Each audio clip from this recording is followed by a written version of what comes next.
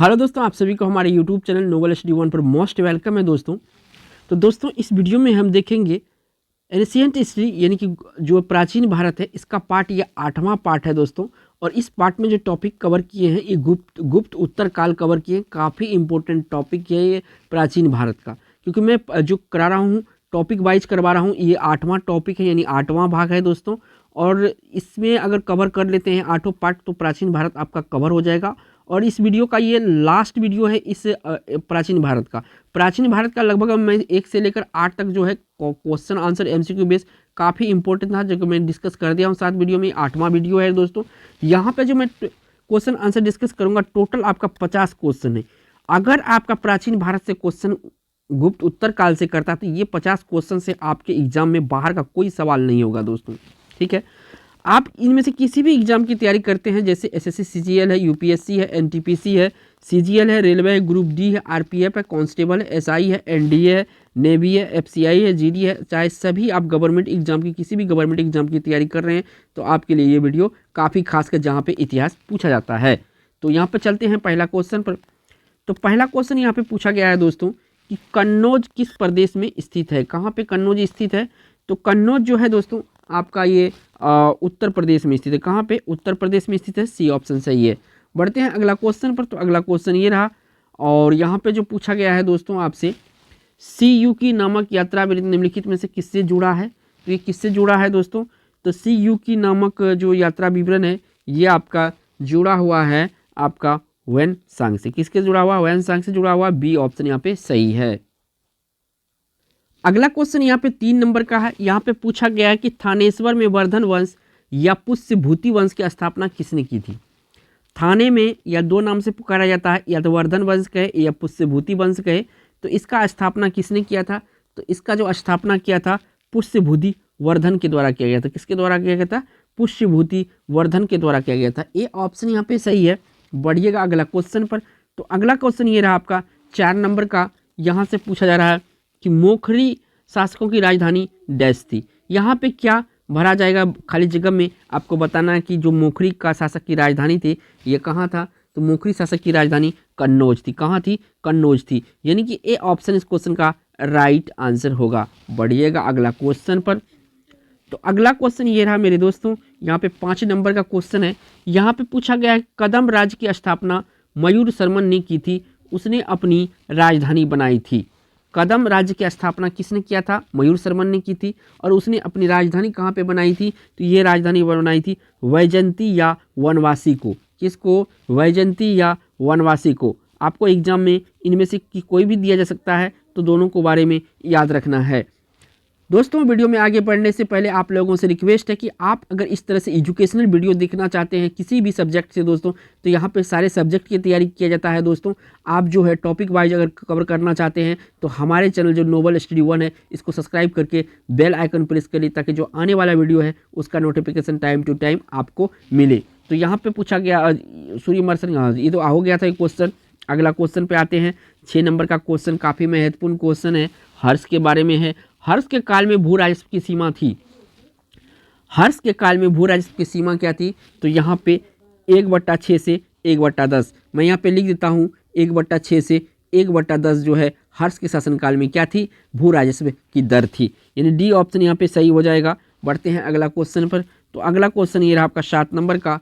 यहाँ से पूछा गया है कि निम्नलिखित में से वह अंतिम बौद्ध राजा कौन था जो संस्कृत का महान विद्वान और लेखक था? महान विद्वान और लेखक था संस्कृत का, और वो बौद्ध राजा था। तो ये बौद्ध राजा था दोस्तों आपका हर्षवर्धन। कौन सा? हर्षवर्धन। ये काफ़ी बुकें भी लिखी है दोस्तों, किताबें उपन्यास वगैरह भी लिखी, नाटक भी लिखी है। इसके बारे में बार बार एग्जाम में पूछा जाता है हर्षवर्धन के बारे में। बढ़ते हैं अगला क्वेश्चन पर। तो अगला क्वेश्चन ये रहा दोस्तों 8 नंबर का। यहाँ से पूछा गया है कि दक्षिण भारत के संदर्भ में एरी पत्ती का क्या अर्थ है? ये जो एरी पत्ती शब्द है इसका क्या अर्थ होता है? तो एरी पत्ती का जो अर्थ होता है ये होता है जलाशय की भूमि। क्या होता है? जलाशय की भूमि एरी पत्ती का अर्थ होता है। आप हमारे साथ बने रहिए, आपको एक एक क्वेश्चन याद हो जाएगा। बढ़ते हैं अगला क्वेश्चन पर। तो अगला क्वेश्चन आपका 9 नंबर का है। पूछा गया है कि हर्षचरित किसके द्वारा लिखी गई थी? हर्षचरित्र यानी जिसमें हर्षवर्धन यानी हर्ष के बारे में है, इस किसके द्वारा लिखी गई थी? तो ये लिखी गई थी बाणभट्ट के द्वारा। किसके द्वारा? बाणभट्ट के द्वारा। इसका राज्य कवि था दोस्तों, ये भी याद रखिएगा साथ के साथ। बढ़ते हैं अगला क्वेश्चन पर। तो अगला क्वेश्चन ये रहा आपका 10 नंबर का। यहाँ से पूछा गया है कि घटी यंत्र, तुला यंत्र का प्रयोग होता था। ये जो तुला यंत्र था इसका प्रयोग किस में होता था? तो इसका प्रयोग होता था खेत की सिंचाई के लिए। किसमें? खेत की सिंचाई के लिए जो है तुला यंत्र का प्रयोग होता था। यानी कि इस क्वेश्चन का ए ऑप्शन यहाँ पे सही है। बढ़िएगा अगला क्वेश्चन पर। तो अगला क्वेश्चन ये रहा दोस्तों 11 नंबर का। यहाँ से पूछा गया है कि हर्षवर्धन के समय में कौन सी चीनी तीर्थयात्री भारत आया था? हर्षवर्धन के समय में कौन सी चीनी तीर्थयात्री भारत आया था? तो हर्षवर्धन के समय में आपका जो ह्वेनसांग आया था। हर्षवर्धन का हो, ठीक है, याद रखिएगा, और ह्वेनसांग का हो याद रखिएगा, आपको याद आ जाएगा, ठीक है ना। ठीक है, फयान जो है ये चंद्रगुप्त मौर्य के दरबार में आया था। किसके? चंद्रगुप्त मौर्य के दरबार में। तो इनके बारे में भी याद रखिएगा। बढ़ते हैं अगला क्वेश्चन पर। अगला क्वेश्चन ये रहा 12 नंबर का। इसमें पूछा गया है अग्रहार का अर्थ था। अग्रहार का क्या अर्थ था ये बताना है आपको। तो अग्रहार का जो अर्थ था ये था दोस्तों आपका ब्राह्मणों को दिए जाने वाला कर मुक्त भूमि को अग्रहार कहा जाता है। क्या कहा जाता है? अग्रहार कहा जाता था। यानी सी ऑप्शन यहाँ पे सही है। बढ़ते हैं अगला क्वेश्चन पर। तो अगला क्वेश्चन ये रहा मेरे प्यारे दोस्तों 13 नंबर का। यहाँ से पूछा गया है कि चालुक्य राजा पुलकेशिन टू को किसने पराजित किया था? काफ़ी महत्वपूर्ण क्वेश्चन है। ये जो राजा पुलकेशिन सेकेंड है इसको किसने हराया था? तो इसको जो हराया था ये किसने हराया था? तो ये नरसिंह वर्मन फर्स्ट हराया था। कौन हराया था? नरसिंह वर्मन फर्स्ट हराया था। याद रखिएगा डी ऑप्शन सही है। किसको हराया था? पुलकेशिन सेकेंड को। और ये चालुक्य राजा था, चालुक्य वंश का राजा था। बढ़ते हैं अगला क्वेश्चन पर। तो अगला क्वेश्चन ये रहा दोस्तों 14 नंबर का। यहाँ से पूछा गया है किसका कथन है भारत के लोगों गर्म मिजाज के हैं, उन्हें जल्दी गुस्सा आता है परंतु ईमानदार होते हैं, भारतीय स्वच्छता प्रेमी है। ये कथन किसका है? सेंटेंस में जो कहा गया है ये कथन है दोस्तों ह्वेनसांग का। किसका कथन है? ह्वेनसांग का कथन है। ये ऑप्शन यहाँ पे सही है। बढ़ते हैं अगला क्वेश्चन पर। तो अगला क्वेश्चन ये रहा आपका 15 नंबर का। यहाँ से पूछा गया किस व्यक्ति को द्वितीय अशोक कहा जाता है? तो द्वितीय अशोक जो दोस्तों हर्षवर्धन को कहा जाता है। किसको कहा जाता है? हर्षवर्धन को कहा जाता है। बी ऑप्शन यहाँ पे सही हो जाएगा। अगला क्वेश्चन पर आइएगा। तो ये रहा अगला क्वेश्चन 16 नंबर का। यहाँ से पूछा गया है कौन सुम्मिलित है? तो यहाँ पे सुम्मिलित वाला ढूंढना है। तो सिंहानंद महासेनापति गलत है, इसका नहीं कहा जाता। कुंतल सेनापति अश्वसेना गलत है। यहाँ पे आगे बढ़ते हैं। तो अवंती हर्षवर्धन, जो अवंती है हर्षवर्धन नहीं, ये सही है, ठीक है ना, ये भी सही है, ठीक है, क्योंकि सिंहनाद जो है महासेनापति को कहा जाता था, ठीक है। कुंतल जो है सेनापति को कहा जाता है, अश्वसेना इसका। और अवंती जो है हर्षवर्धन का प्रधानमंत्री होता था। क्या होता था? हर्षवर्धन का प्रधानमंत्री होता था। याद रखिएगा सिंहनाद महासेनापति, कुंतल सेनापति, अवंती हर्षवर्धन का प्रधानमंत्री, ये तीनों का तीनों यहाँ पे सही है। मैं थोड़ा सा मिस कर गया था, ठीक है, लेकिन याद आ गया। अवंती जब देखा तो हर्षवर्धन का प्रधानमंत्री, ये सही कैसे हो सकता है, ठीक है, तब इसका मतलब दोनों सही है, ठीक है। तो अब याद आ गया कि सिंहानंद जो है महासेनापति को कहा जाता है। तो यहाँ पे राइट आंसर हो जाएगा डी ऑप्शन उपयुक्त सभी। बढ़ते हैं अगला क्वेश्चन पर। तो अगला क्वेश्चन यहाँ पे दोस्तों पूछा गया है कि बाणभट्ट किस सम्राट के राज दरबारी कवि थे? जस्ट मैंने बताया था ये VVI क्वेश्चन है। तो बाणभट्ट जो है ये हर्षवर्धन के राज दरबारी थे। किसके राज दरबारी थे? हर्षवर्धन के राज दरबारी थे, ठीक है ना, हर्ष के। बढ़ते हैं अगला क्वेश्चन पर। अगला क्वेश्चन ये रहा आपका 18 नंबर का। इससे पूछा गया निम्नलिखित में से कौन हर्षवर्धन के दरबार से संबंध नहीं था? तो देखिए हर्षवर्धन के दरबार से संबंध नहीं था। तो ये जो आपका इनमें से भर्तहरि ये भी था, मयूर ये भी था, बाणभट्ट तो था ही था। जो कालिदास है ये चंद्रगुप्त मौर्य के समकालीन कहा जाता है। तो इस क्वेश्चन का राइट आंसर डी ऑप्शन सही है। बढ़ते हैं अगला क्वेश्चन पर। तो अगला क्वेश्चन आपका 19 नंबर का है। पूछा गया हर्ष एवं पुलकेशिन सेकेंड के मध्य हुए संघर्ष की जानकारी कहाँ से मिलती है? हर्ष और पुलकेशिन सेकेंड जो है इनके बीच संघर्ष हुआ था, लड़ाई हुआ था। इनका जानकारी कहाँ से मिलता है? तो इनका जानकारी ऐहोल अभिलेख से मिलता है। कौन सा अभिलेख से? ऐहोल अभिलेख से मिलता है। सी ऑप्शन यहाँ पे सही होगा। बढ़ते हैं अगला क्वेश्चन पर। अगला क्वेश्चन ये रहा 20 नंबर का। यहाँ से पूछा गया है कि निम्नलिखित में से किसने नालंदा विश्वविद्यालय को 100 ग्रामों की आय दान स्वरूप दिया था? 100 ग्रामों यानी गाँव को जो अनुदान दिया था, यानी कि दान स्वरूप दिया था, किसने दिया था? तो ये दिया था दोस्तों हर्षवर्धन ने। किसने दिया था? हर्षवर्धन ने दिया था। बी ऑप्शन यहाँ पे करेक्ट होगा। बढ़िएगा अगला क्वेश्चन पर। तो अगला क्वेश्चन ये रहा आपका 21 नंबर का। यहाँ से पूछा गया है कि प्रतापशील यानी हुन हिरण्यकेसरी महाराजा धीराज नामक उपाधि निम्न में से किसने धारण किया था? हुन हरिण केसरी महाराजा धीराज का उपाधि किसने धारण किया था? तो ये उपाधि किया था प्रभाकर वर्धन। किसने किया था? प्रभाकर वर्धन किया था। डी ऑप्शन यहाँ पे सही होगा। बढ़िएगा अगला क्वेश्चन पर। तो अगला क्वेश्चन ये रहा 22 नंबर का। पूछा गया है कि नर्मदा नदी पर सम्राट हर्ष के दक्षिणवर्ती अग्रगमन को रोका था। ये आगे बढ़ते जा रहा था, लेकिन यहाँ पे दक्षिणवर्ती यानी दाहिना साइड से जो है किसने इसका गमन यानी कि जारी जो इसका नीति था आगे बढ़ने का यानी कि मतलब जीतने का, इसको किसने रोका था? तो इसको रोका था पुलकेशिन सेकंड ने। किसने रोका था? पुलकेशिन सेकंड ने रोका था। डी ऑप्शन यहाँ पे करेक्ट होगा। बढ़िएगा अगला क्वेश्चन पर। तो अगला क्वेश्चन ये रहा आपका 23 नंबर का। यहाँ से पूछा गया सम्राट हर्ष ने अपनी राजधानी थानेश्वर से कहाँ स्थानांतरित किया था? तो देखिए पहले तो इसका राजधानी थानेश्वर था हर्ष का यानी हर्षवर्धन का। इसके बाद का जो राजधानी बनाया था ये बनाया था दोस्तों कन्नौज को। किसको बनाया था? कन्नौज को बनाया था। ए ऑप्शन यहाँ पे सही है। ठीक है, बढ़ते हैं अगला क्वेश्चन पर। तो अगला क्वेश्चन ये रहा 24 नंबर का। यहाँ पे पूछा गया है दोस्तों कि कुंभ के मेला को प्रारंभ करने का श्रेय किसे दिया जाता है? तो कुंभ का मेला प्रारंभ करने का श्रेय जो है ये आपका किसको दिया जाता है? हर्षवर्धन को ये दिया जाता है। किसको दिया जाता है? हर्षवर्धन को दिया जाता है। बढ़ते हैं अगला क्वेश्चन पर।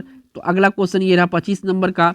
यहाँ पे पूछा गया है कि सकलो उत्तरापथनाथ, सकलो उत्तरापथनाथ किसे कहा गया है? काफ़ी महत्वपूर्ण क्वेश्चन है आप सभी के लिए। तो देखिए सकलो उत्तरापथनाथ जो कहा गया था ये कहा गया था दोस्तों आपका हर्षवर्धन को। किसको कहा गया था? हर्षवर्धन को। और इसको शॉर्ट में दोस्तों हर्ष भी कहा जाता है। ठीक है, याद रखिएगा। बढ़ते हैं अगला क्वेश्चन पर। तो अगला क्वेश्चन ये रहा 26 नंबर का। यहाँ से पूछा गया है कि वैनसांग के समनार्थ एवं महायान धर्म के प्रचारक हर्षवर्धन ने कहाँ महासभा का आयोजन 643 ईस्वी में करवाया था? 643 ईस्वी में जो ये महासभा करवाया था ये करवाया गया था कहाँ पर? तो कन्नौज में। कहाँ पे? कन्नौज में। सी ऑप्शन यहाँ पे सही है। बढ़ते हैं अगला क्वेश्चन पर। 27 नंबर का क्वेश्चन है। पूछा गया कि वैनसांग किससे शिला आदित्य कहा है? शिला आदित्य किसे कहा है वैनसांग ने? तो ये कहा है किसे? हर्षवर्धन को। किसको कहा है? हर्षवर्धन को इन्होंने शिला आदित्य कहा है। बी ऑप्शन यहाँ पे करेक्ट होगा। बढ़ते हैं अगला क्वेश्चन पर। अगला क्वेश्चन ये रहा 28 नंबर का। पूछा गया है कि वैनसांग भारत में लगभग कितने साल रहा था? ये क्वेश्चन हाल फिलहाल के बीपीएससी एग्जाम में 2 बार रिपीट हो चुके हैं। तो देखिए वैनसांग भारत में लगभग जो है 15 साल रहे थे। कितने रहे थे? 15 साल रहे थे। ए ऑप्शन यहाँ पे सही है। बढ़ते हैं अगला क्वेश्चन पर। तो अगला क्वेश्चन ये रहा 29 नंबर का। पूछा गया गुप्त वंश का ह्रास के पश्चात उत्तर भारत में बड़ा भाग पुनर्गठन किसने किया था? जब गुप्त वंश का अंत हो गया था उसके बाद जो है भारत में सबसे बड़ा जो वंश है, सबसे बड़ा राज्य जो है किसने फैलाया था कहने का मतलब है। तो इसके बाद जो फैलाने वाला राज्य था ये फैलाया था हर्षवर्धन। किसने? हर्षवर्धन। ए ऑप्शन यहाँ पे सही है। बढ़ते हैं अगला क्वेश्चन पर। तो ये रहा आपका 30 नंबर क्वेश्चन। यहाँ से पूछा गया है किस चीनी यात्री को वर्तमान शाक्य मुनि एवं यात्रियों में राजकुमार कहा जाता है? शाक्य मुनि यात्रियों में राजकुमार किसे कहा जाता है? तो दोस्तों ये कहा जाता है आपको वैनसांग को। यहाँ पे थोड़ा सा गलती है, वैनसांग को कहा गया है। यानी कि यहाँ ए ऑप्शन सही है। काफ़ी महत्वपूर्ण क्वेश्चन है ये। ठीक है ना, यही क्वेश्चन है जो कि एग्जाम में बार बार रिपीट करते हैं। बढ़ते हैं अगला क्वेश्चन पर। तो अगला क्वेश्चन ये रहा दोस्तों। पूछा गया है कि बंगाल का नया शासक हर्ष का समकालीन था। बंगाल का कौन सा शासक जो है? हर्षवर्धन यानी कि हर्ष का समकालीन था। तो हर्ष का समकालीन जो बंगाल का शासक था ये था शशांक। कौन था? शशांक जो था ये हर्ष के समकालीन था और ये बंगाल का शासक था। याद रखिएगा, काफ़ी महत्वपूर्ण है। बढ़ते हैं अगला क्वेश्चन पर। अगला क्वेश्चन आपका 32 नंबर का है।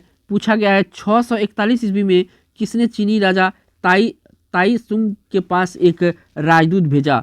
ताई सुंग के पास एक राजदूत भेजा था। कब भेजा था? 641 ईस्वी में। तो ये भेजा गया था हर्षवर्धन के द्वारा। किसके द्वारा? हर्षवर्धन के द्वारा। बी ऑप्शन सही है। बढ़ते हैं अगला क्वेश्चन पर। तो अगला क्वेश्चन ये रहा 33 नंबर का। पूछा गया चालुक्य शासक पुलकेशिन सेकंड ने किस नदी के किनारे हर्षवर्धन को परास्त किया था? VVI इंपोर्टेंट है ये, ठीक है ना। तो किस नदी के किनारे परास्त किया था? तो ये किया था जो नदी है ये है नर्मदा नदी। नर्मदा नदी के किनारे जो पुलकेशिन सेकंड ने हर्षवर्धन को पराजित कर दिया था और इसका जो विजयी रथ था उसको रोका था। ए ऑप्शन यहाँ पे सही है। बढ़ते हैं अगला क्वेश्चन पर। तो अगला क्वेश्चन ये रहा आपका 34 नंबर का। यहाँ से पूछा गया है कि हर्षवर्धन ने अपनी पुत्री का विवाह बल्लमी नरेश से किया, जो उसकी एक बड़ी कूटनीति का उपलब्धि थी। तो ठीक है, हर्षवर्धन ने अपनी पुत्री का विवाह बल्लमी नरेश से किया, जो कि उसकी एक बड़ी कूटनीति उपलब्धि थी। तो ये पूछा गया हर्षवर्धन पुत्री का विवाह बल्लमी नरेश से किया था। नरेश का नाम पूछा गया है ना, तो इस नरेश का नाम था ध्रुवसेन टू। क्या नाम था? ध्रुवसेन टू नाम था। सी ऑप्शन सही होगा। बढ़िएगा अगला क्वेश्चन पर। अगला क्वेश्चन ये रहा आपका 35 नंबर का। यहाँ से पूछा गया है कि हर्ष के शासनकाल में उत्तर भारत का सबसे महत्वपूर्ण शहर कौन सा था। तो हर्ष के शासनकाल में उत्तर भारत में जो है सबसे महत्वपूर्ण जो शहर था वो था आपका कन्नौज। कन्नौज के बाद अगर है तो दूसरा है आपका उज्जैन। ठीक है ना, याद रखिएगा। बढ़ते हैं अगला क्वेश्चन पर। तो अगला क्वेश्चन ये रहा आपका 36 नंबर का। यहाँ से पूछा गया है कि हर्षवर्धन के विजयी जीवन में एकमात्र पराजय देने वाला पुलकेशिन सेकेंड कहाँ का राजा था। अगर इसको पराजय कोई दिलाया था, कोई हराया था, तो वो था पुलकेशिन द्वितीय। तो पुलकेशिन द्वितीय किस शासक था, किस वंश का शासक था, ये पूछा गया है।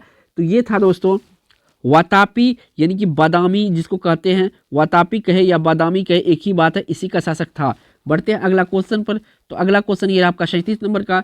यहाँ से पूछा गया है हर्ष की जीवनी किसने लिखी। आप सभी को पता है हर्ष चरित्र यानी कि हर्ष की जीवनी है वो, उसको लिखा गया है बाणभट्ट के द्वारा। किसके द्वारा? बाणभट्ट के द्वारा। ए ऑप्शन यहाँ पे सही है। बढ़िएगा अगला क्वेश्चन पर। तो अगला क्वेश्चन ये रहा 38 नंबर का। यहाँ से पूछा गया है आज भी भारत में ह्वेनसांग को याद करने का मुख्य कारण है। ह्वेनसांग को क्यों याद किया जाता है भारत में? तो इसका मेन कारण है सीयू की इसका जो है यात्रा वृत्तांत एक बुक है। यात्रा वृत्तांत इसका एक बुक है जो इन्होंने भारत के ऊपर लिखा था। काफ़ी फेमस है, अभी भी उसको पढ़ा जाता है। तो याद रखिएगा इनमें पूरा जो है भारत की चर्चा किया गया है। जब आया था ये 15 साल यहाँ पे रहा था और बौद्ध शिक्षण ग्रहण किया था। तो ए सी बी ऑप्शन सही है। बढ़िएगा अगला क्वेश्चन पर 39 का। यहाँ पे पूछा गया है कि हर्षवर्धन अपनी धार्मिक सभा कहाँ किया करता था। हर्षवर्धन अपनी धार्मिक सभा कहाँ पे किया करता था? तो धार्मिक सभा जो है ये प्रयाग में किया करता था। कहाँ पे? प्रयाग में किया करता था। ठीक है, डी ऑप्शन यहाँ पे सही है। बढ़ते हैं अगला क्वेश्चन पर। तो अगला क्वेश्चन ये 40 नंबर का है। यहाँ से पूछा गया है कवि बाणभट्ट निवासी था। कवि बाणभट्ट जो था, जो कि हर्षवर्धन के दरबार में रहता था, ये कहाँ का निवासी था? तो ये जो निवासी था ये था पाटलिपुत्र का। कहाँ का? पाटलिपुत्र का। पाटलिपुत्र का वर्तमान नाम पटना है, बिहार में है। बढ़ते हैं अगला क्वेश्चन पर। अगला क्वेश्चन यहाँ पे 41 नंबर का है। पूछा गया है गुर्जरों को किस शासक ने पराजित किया। गुर्जर जो था उसको किस शासक ने पराजित किया था? तो उसको पराजित किया था प्रभाकर वर्धन। किसने पराजित किया था? प्रभाकर वर्धन पराजित किया था। सी ऑप्शन सही है। बढ़ते हैं अगला क्वेश्चन पर। तो अगला क्वेश्चन ये रहा 42 नंबर का। यहाँ से पूछा गया है कि वर्धन वंश की राजधानी थानेश्वर किस प्रदेश में स्थित है। तो देखिए थानेश्वर जो है ये आपका हरियाणा में पड़ता है। कहाँ पे पड़ता है? हरियाणा में पड़ता है। डी ऑप्शन यहाँ पे सही है। बढ़ते हैं अगला क्वेश्चन पर। तो अगला क्वेश्चन ये रहा आपका 43 नंबर का। यहाँ से पूछा गया कि नागानंद रत्नावली एवं प्रियदर्शिका नाटकों का नाटककार कौन था। देखिए ये नागानंद रत्नावली और प्रियदर्शिका, तो इसका नाटककार कौन? ये तीनों नाटक है, इसका नाटककार कौन है? तो इसका जो नाटककार है ये है हर्षवर्धन। काफ़ी ये पढ़े लिखे थे, काफ़ी ज्ञानी थे ये दोस्तों, और जो है कि बौद्ध धर्म अपनाए हुए थे। बी ऑप्शन यहाँ पे सही हो जाएगा। ठीक है, बढ़ते हैं अगला क्वेश्चन पर। तो अगला क्वेश्चन ये है 44 नंबर का। यहाँ से पूछा गया हर्षवर्धन की बहन राज्यश्री का विवाह किसके साथ हुआ था। हर्षवर्धन की बहन राज्यश्री का विवाह किसके साथ हुआ है? राज्यश्री का विवाह जो हुआ था मोखरी नरेश ग्रह वर्मा से हुआ था। किससे हुआ था? मोखरी नरेश ग्रह वर्मा से राज्यश्री का विवाह हुआ था। राज्यश्री हर्षवर्धन की बहन थी। डी ऑप्शन यहाँ पे सही है। बढ़ते हैं अगला क्वेश्चन पर। तो अगला क्वेश्चन ये रहा 45 नंबर का। यहाँ से पूछा गया है कि सम्राट हर्षवर्धन ने 2 महान धार्मिक सम्मेलन का आयोजन किया था। कहाँ कहाँ पे किया था? तो एक किया था दोस्तों कन्नौज में, दूसरा किया था प्रयाग में। कहाँ पे किया था? एक कहाँ किया था? तो पहला जो किया था ये कन्नौज में किया था, दूसरा जो किया था ये प्रयाग में किया था। सी ऑप्शन यहाँ पे सही है। बढ़ते हैं अगला क्वेश्चन पर। तो अगला क्वेश्चन ये रहा 46 नंबर का। यहाँ से पूछा गया है कि हर्षवर्धन के अग्रज राज्यवर्धन टू की हत्या किसने किया था। इसका बड़ा भाई था राज्यवर्धन, ठीक है ना, इसका हत्या किसने किया था? तो इसका जो हत्या किया था ये किया था गौड़ नरेश शशांक ने। किसने किया था? गौड़ नरेश शशांक ने इसका हत्या कर दिया था। ए ऑप्शन यहाँ पे सही है। बढ़ते हैं अगला क्वेश्चन पर। तो अगला क्वेश्चन ये रहा 46 नंबर का। यहाँ पे पूछा है कि नगानंद रचनाकार कौन था। मैं बता चुका हूँ नगानंद का रचनाकार। तो नगानंद का जो रचनाकार है ये है हर्षवर्धन। कौन है? हर्षवर्धन है। डी ऑप्शन यहाँ पे सही है। बढ़ते हैं अगला क्वेश्चन पर। तो अगला क्वेश्चन ये रहा 48 नंबर का। यहाँ से पूछा गया है कि कौन वर्धन वंश की राजधानी थानेश्वर से कन्नौज ले गया था। थानेश्वर पहले राजधानी था, इसको कन्नौज लेके चला गया था। तो कौन ऐसा किया था? तो ये किया था दोस्तों हर्षवर्धन। हर्षवर्धन ऐसा किया था। सी ऑप्शन सही है। बढ़ते हैं अगला क्वेश्चन पर। तो अगला क्वेश्चन ये रहा 49 नंबर का। कवि बाणभट्ट निवासी था। ये पूछ दिया कवि जो बाणभट्ट था ये कहाँ का निवासी था? तो ये आपका पाटलिपुत्र का निवासी था। सी ऑप्शन सही है। आई होप कि ये क्वेश्चन कि रिपीट हो चुका है, कोई बात नहीं, आपको दोबारा रिपीट करवा दिया तो याद रहेगा, काफ़ी महत्वपूर्ण भी है।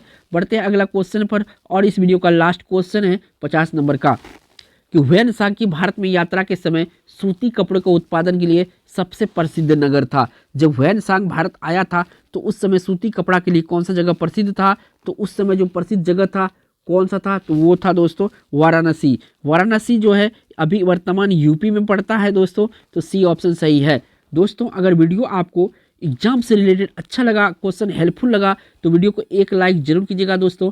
और चैनल पे पहली बार है तो चैनल को सब्सक्राइब कर लीजिएगा इस तरह के वीडियो देखने के लिए। थैंक्स फॉर वॉचिंग दोस्तों।